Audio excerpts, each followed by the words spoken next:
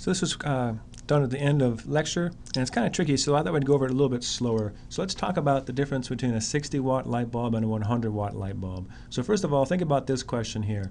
Which one has a larger resistance, the 60-watt or the 100-watt? So think about it, and then we'll talk about it.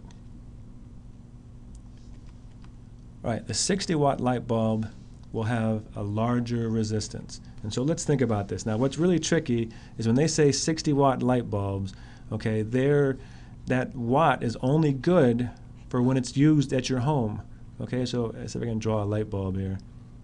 Looks like a little mushroom.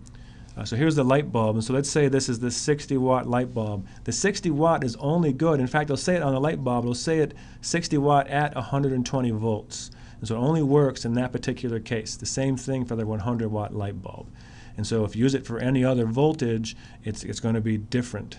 All right. And so now when we have a bunch of equations for the power that's dissipated I would say for a resistor. So the power dissipated in a resistor. So our starting one was I times delta V, and then we have I squared times R, and then finally V squared over R. And so kind of the trick with this is you got to realize, in order to find which one to use, is you got to figure out what your information is, what's constant for what you're dealing with.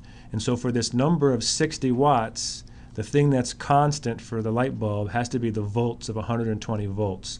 And so it's best to use this equation here. All right, and so if we do that, the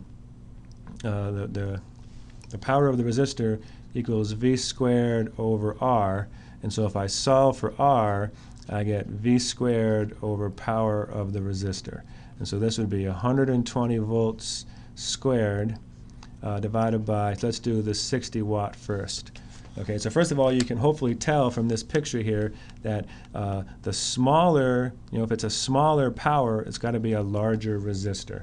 Okay, but just to get a number for us, if I do this for the 60 watt light bulb, I get resistance of 240. And if I do the resistance of the 100 watt light bulb, okay, I get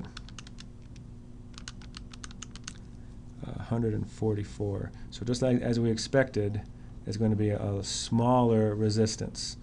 Okay, and hopefully that makes sense because it's the same battery, and so if you think about it, it's going to be the same voltage drop, right? So the power, if you think about this, the voltage is going to be the same for both light bulbs, and so the one that's got the bigger current, because it's going to have the same 120 volts, it's going to have the more power, the more current going through, is going to be the one that's brighter. And so it's less resistance for the 100, which means more current goes through, so that one's brighter in the case where it's set up to 120 volts.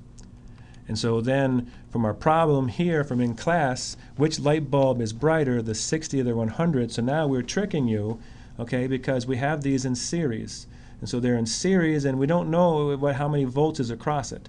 Okay, what we do know is that whenever something's in series, the current has to be the same. All right, and so in this case, the power you want to use is I squared times R, because you know the current is the same for both of them.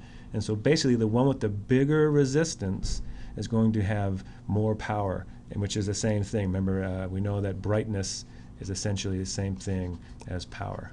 And so then we get the 60 watt light bulb, and we saw in class that that was the brighter one.